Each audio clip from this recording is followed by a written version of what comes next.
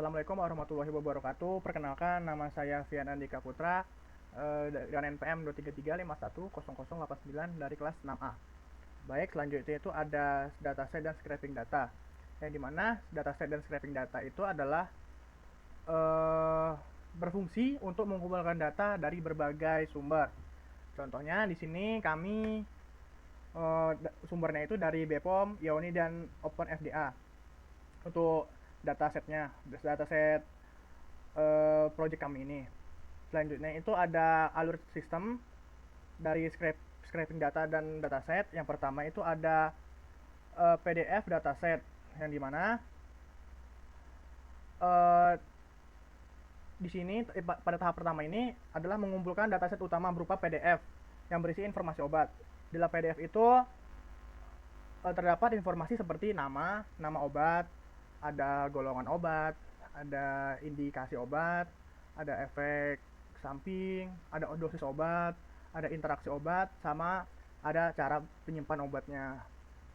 Yang kedua itu ada BPOM, IONI, dan sumber FDA. Jadi mana BPOM, IONI, dan Open FDA ini adalah sumber dari datasetnya.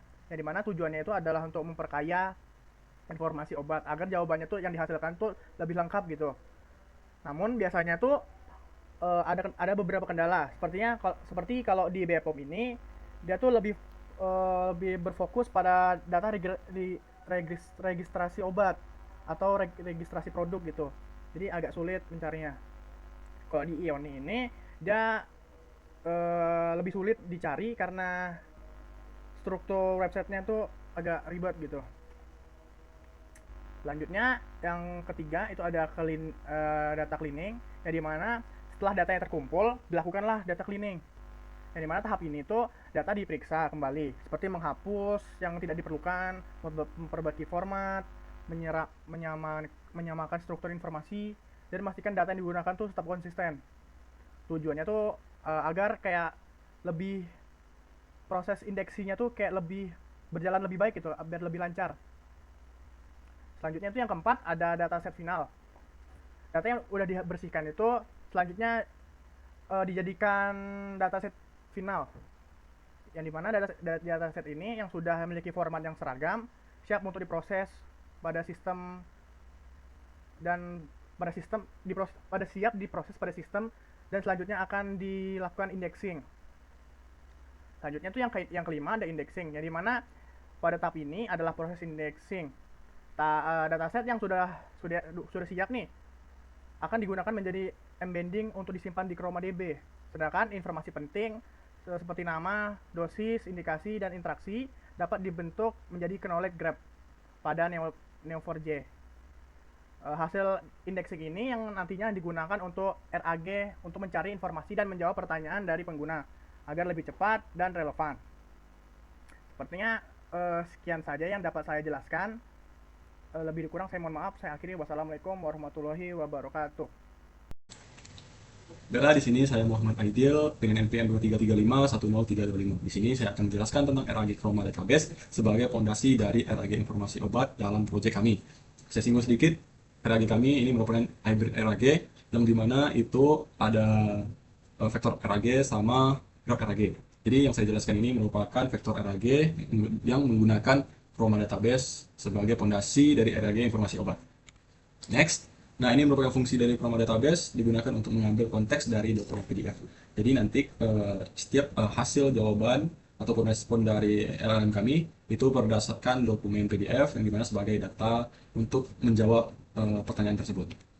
Nah, di sini ada proses indexing yang dilakukan di Chroma Database di RAG kami. Yang pertama itu ada load PDF, yang dimana nanti si user akan mengupload PDF-nya di folder doc nanti akan dibaca oleh library dari Python yaitu PDF loader. Nah, setelah dibaca nanti akan di-chunking. Nanti itu chunking dilakukan sebagaimana dia akan membelah atau memecah teks atau kata. Di sini ada 500/50, di mana ini adalah 500 kata per chunkingnya, 500 kata, terus setiap chunking 500 kata. Nah, di setiap chunking tersebut ada 50 kata yang sama. Jadi ada embedding selanjutnya setelah hasil chunking itu dilaksanakan, terus nanti hasil chunking itu akan di-embedding atau diubah menjadi angka gitu. Nah, setelah embedding dilakukan, maka akan disimpan hasil embedding itu berupa angka, akan disimpan ke Chroma Database sebagai vector store atau tempat penyimpanan dataset atau database kami sebagai informasi obat. Terus selanjutnya ada verify. Nah, ini nanti akan memverifikasi pertanyaan dari si user. Next, di sini ada alur sistem dari Chroma Database dalam POV vektor RAG. Nah, pertama itu nanti si user akan mengupload ke dalam docs berdasarkan sistem kami untuk datasetnya, misalnya PDF berupa informasi obat. Terus nanti akan di indexing oleh sistem kami dari indexing.py filenya. Nah, dari indexing tadi yang telah saya jelaskan ada cara untuk memecah teks, terus embedding untuk mengubah teks menjadi angka. Ya, terus setelah indexing dijalankan, maka akan dilempar ke Chroma Database untuk disimpan database atau informasi-informasi yang telah dicang dan diubah ke angka ke Chroma Database. Terus selanjutnya dijalankan oleh RAG. Nanti di sini akan dicek pertanyaan-pertanyaannya apakah sama. Nanti akan dicek sama embedding dari indexing tadi sama pertanyaan dari si user. Terus selanjutnya ada dari grup LLM. Ini nanti akan memberikan jawaban sesuai dari data yang telah di embedding tadi di indexing. Untuk next. Oke, selanjutnya kita akan ke program sistemnya di codingan, yang dimana ada indexing dan aggregator Python. Nah, di indexing tadi yang saya jelaskan, di sini kita akan men-set chunk-nya 500 kata, terus setiap 500 kata itu ada 500 kata yang sama. Jadi ini nanti yang berfungsi sebagai pemecah kata-katanya. Terus di sini ada load PDFs, yang mana di sini akan membaca semua PDF dari si user. Nah, ini misalnya data obat apotek. Nah, ini ada informasi nanti akan dibaca di sini. Terus ada split dokumen yang dimana nanti ini merupakan bagian dari chunk-nya. Untuk proses chunk-nya nanti di sini. Terus ada bullet vector-nya, dan di sini nanti akan mengembedded ataupun mengubah dia menjadi angka, terus nanti disimpan ke Chroma Database. Terus ini verify-nya atau memverifikasi pertanyaan dari si user nanti di verify di sini. Nah, ketika ini sudah selesai, nanti dikirim ke LLM-nya. Terus selanjutnya RAG.Python. Nah, di sini kami menggunakan untuk embedded modelnya, untuk mengembedding kata tersebut, kami menggunakan mini L6 versi 2 untuk mengubah dari teks ke angka. Terus selanjutnya untuk LLM atau model untuk memberi jawabannya, itu kami menggunakan model dari Grok, itu Llama 3.1 8 billion instan. Nah, di sini ada sistem prompt-nya yang telah kami atur. Terus di sini ada bagian fungsi dari load rival, yang dimana ini untuk mencari top 3 dari query ataupun pertanyaan dari si user. Misalnya user tanya obat paracetamol, nanti akan dikasih top 3 jawaban gitu. Kurang lebih seperti itu nanti akan ditimbulkan di website kami. Terus selanjutnya itu ada pada bagian load LLM. Nah, ini untuk ngeload si model kami gunakan, menggunakan Grok model tadi. Terus selanjutnya ada build LRG. Nah, ini untuk membuat LRG-nya ketika nanti si user sudah memberi pertanyaan, terus si model sudah memberi jawaban, nanti akan dibuild oleh fungsi ini. Terus ada namanya get resource. Nah, ini nanti berfungsi untuk menampilkan hasil jawaban dari si model. Kurang lebih seperti itu. Oke, lanjut kita ke implementasinya. Nah, di sini ada merupakan AI yang telah kami buat tadi berupa AI informasi obat berbasis vektor ya, yang akan saya jelaskan ini. Terus kita klik untuk RAG Chroma Database-nya untuk membuat dia ke mode RAG vektor. Jadi dia di graf RAG. Sekarang kita ubah dia ke Chroma Database karena project kami ini merupakan hybrid, bisa vektor dan bisa juga graf gitu. Tunggu sebentar, dia ingin merubah mode sistemnya. Baiklah, di sini kita sudah di project kami, yang dimana untuk mode sistemnya telah saya rubah ke RAG Chroma Database. Nah, karena tadi saya jelaskan ini merupakan RAG hybrid, dia bisa vektor dan dia bisa graph. Nah, di sini ini merupakan sudah masuk ke di vektor RAG. Di sini kita tanya saja, misal saya sedang demam, apa obatnya? Nah, ini kita running. Tunggu sebentar untuk jawabannya. Jadi tadi saya telah memberikan pertanyaan kepada LLM-nya. Nanti hasil pertanyaan saya ini nanti akan di embedding. Nah, nanti akan dicocokkan hasil embedding dari pertanyaan saya dengan embedding yang telah dilakukan di indexing tadi. Jadi akan dicocokkan, nanti akan dikasih respon oleh si model LLM-nya seperti itu. Kita tunggu sebentar untuk mencari informasi dokumennya berdasarkan vektor database ini.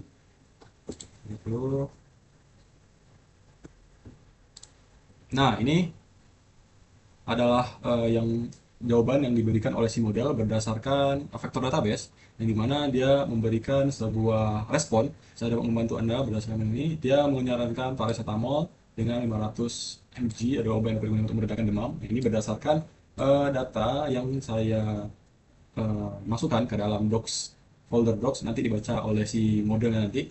Seperti itu kurang lebih. Nah, ini merupakan responnya.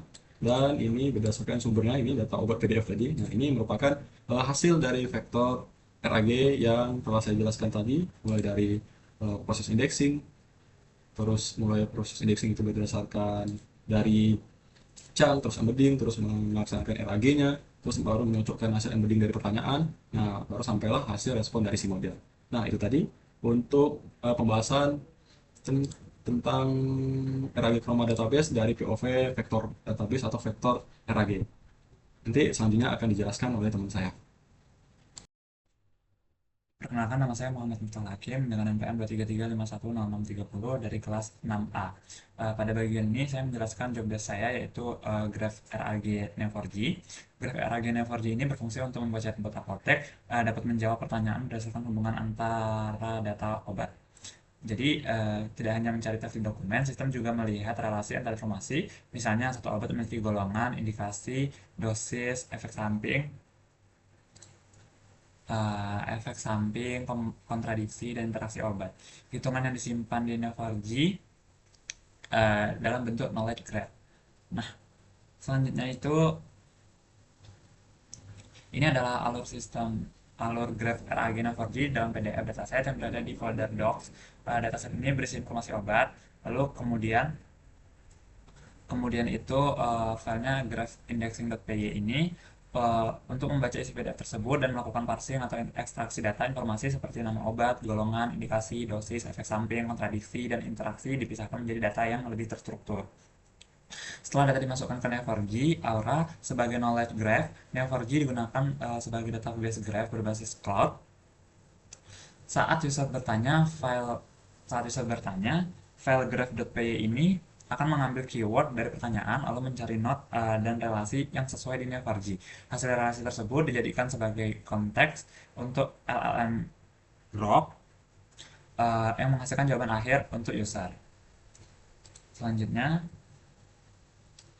ini adalah skema node dan relasi. Pada Neo4j, data disimpan dalam bentuk node dan relasi. Node utama pada sistem ini adalah obat. Dari node obat, sistem membuat hubungan ke target node lain. Contohnya, obat bisa terhubung ke node di golongan, dosis, efek samping, kontradiksi, dan interaksi. Relasinya itu dibuat menggunakan checkbar. Setelah Misalnya obat itu memiliki relasi termasuk golongan ke golongan, lalu memiliki dosis itu ke dosis, menyebabkan ke efek samping, memiliki kontradiksi itu ke kontraindikasi, dan berinteraksi dengan ke interaksi. Setelah relasi ditemukan, data graph tersebut diformat menjadi konteks untuk LLM, jadi jawaban yang diberikan tetap berdasarkan data yang ada di Neo4j. Lalu ini adalah knowledge graph-nya. Slide ini menunjukkan contoh bentuk knowledge graph. Misalnya, node utama adalah obat amoxicillin. Dari node tersebut, obat bisa terhubung ke informasi lain seperti golongan antibiotik, dosis, efek samping, kontraindikasi, dan interaksi. Dengan struktur seperti ini, sistem bisa menjawab pertanyaan yang sifatnya relasional. Contohnya, kalau user bertanya apa efek samping amoxicillin, sistem akan mencari not amoxicillin lalu mengambil relasi menyebabkan yang terhubung ke not efek samping. Jika user bertanya tentang interaksi obat, sistem akan mencari relasi berinteraksi dengan. Jadi graph RAG Neo4j membantu chatbot memberikan jawaban yang lebih terstruktur dan mudah ditelusuri sumbernya. Nah, ini adalah contoh. Ini adalah codingannya. Nah, kalau graph indexing P ini berfungsi untuk membaca data obat dari PDF, kemudian mengekstrak informasi seperti nama obat, golongan, indikasi, dosis, efek samping, kontraindikasi, dan interaksi obat. Setelah data berhasil diekstrak, file tersebut dimasukkan ke Neo4j dalam bentuk not dan relasi. Setelah data masuk ke Neo4j, file graph rag.py ini digunakan saat user bertanya. Pertanyaan user diproses untuk mengambil data kunci penting, lalu sistem mencari not, obat, dan relasi yang relevan di Neo4j. Hasil dari Neo4j kemudian diformat menjadi konteks, lalu dikirim ke LLM Grok untuk dibuatkan jawaban. Langsung saja ke demonya. Ini misal saya bertanya, yang pertama di sini saya bertanya apa efek samping amoxicillin. Sistem akan mengambil keyword dari pertanyaan, mencari not obat yang sesuai di Neo4j, lalu mengambil relasi efek samping yang terhubung. Ini adalah grafik relasi obatnya, sumber data grafnya. Jawaban ini itu berasal dari relasi graf yang ditemukan. Di bagian graf relasi ini kita bisa melihat uh, not obat dan not informasi yang terhubung. Di bagian sumber data graf terlihat data apa saja yang dipakai sebagai konteks jawaban. Lalu pertanyaan kedua,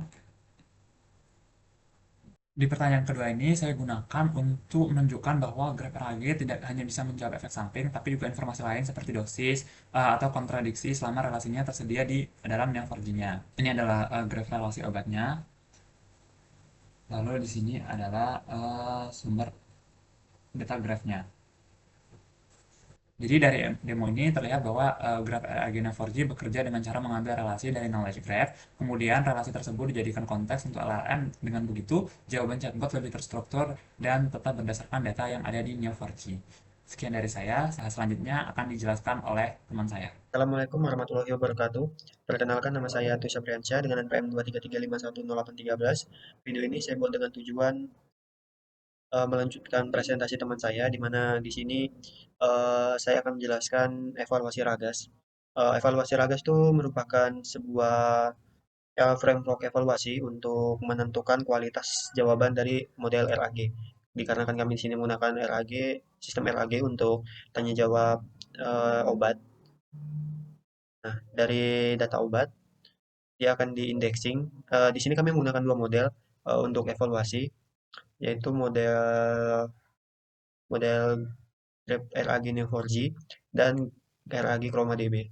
Dari hasilnya, eh, Grab RAG itu lebih besar di 0,325 dibandingkan RAG yang di cuma 0,192. Jadi kesimpulannya itu Grab RAG Neo4j menampilkan jawaban yang lebih berkesinambungan dengan pertanyaan kita. Nah, ini contohnya. Misalnya kita bertanya, apa efek samping amoxicillin? Berdasarkan konteks graf G4 yang diberikan, efek samping amoxicillin adalah diare, mual, ruam kulit, reaksi alergi. Dalam kasus serius terjadi anafilaksis. Perlu diingatkan, efek samping ini berbeda-beda pada setiap individu. Nah, ini untuk graf Neo4j-nya, di mana Neo4j, amoxicillin yang kita tanya tadi, dapat menyebabkan mual, menyebabkan reaksi alergi, menyebabkan diare. Untuk yang merah ini penyebab ya. Menyebabkan apa? Menyebabkan anafilaksi dan ruam kulit. Untuk yang ini termasuk golongan mana? Dia itu termasuk golongan obat keras di antibiotik, jadi perlu resep dokter. Dan dia itu memiliki indikasi eh, nih, infeksi saluran napas atas bawah berat terhadap antibiotik beta lactam. Untuk yang kuning itu berinteraksi dengan warfarin, dapat meningkatkan risiko pendarahan jika digabungkan atau dikonsumsi bersamaan. Juga berinteraksi dengan kontrasepsi oral, mengurangi efektivitas, berinteraksi dengan metotrexat, metotrexat meningkatkan teksi, toksisitas dan memiliki dosis dewasa untuk dewasa di 250 sampai 500 mg setiap 8 jam selama 5 sampai 10 hari. Oke, ini satunya untuk kontradiksi di mana riwayat reaksi alergi badan terhadap antibiotik beta lactam. Ini alergi pensilin atau cefaloprin. Di sini juga ada sumber data grafnya. Nah, ini merupakan sumber dari Nevergy auranya, di mana ada relasi. Kita kan tadi bertanya amoxicillin 500 gram termasuk golongan obat keras. Ini memiliki indikasi, terus dosis menyebabkan apa, ini memiliki kontradiksi apa dan berinteraksi dengan obat apa. Oke, demikian video saya. Saya mohon maaf jika banyak salah. Saya lanjutkan ke teman saya. Terima kasih.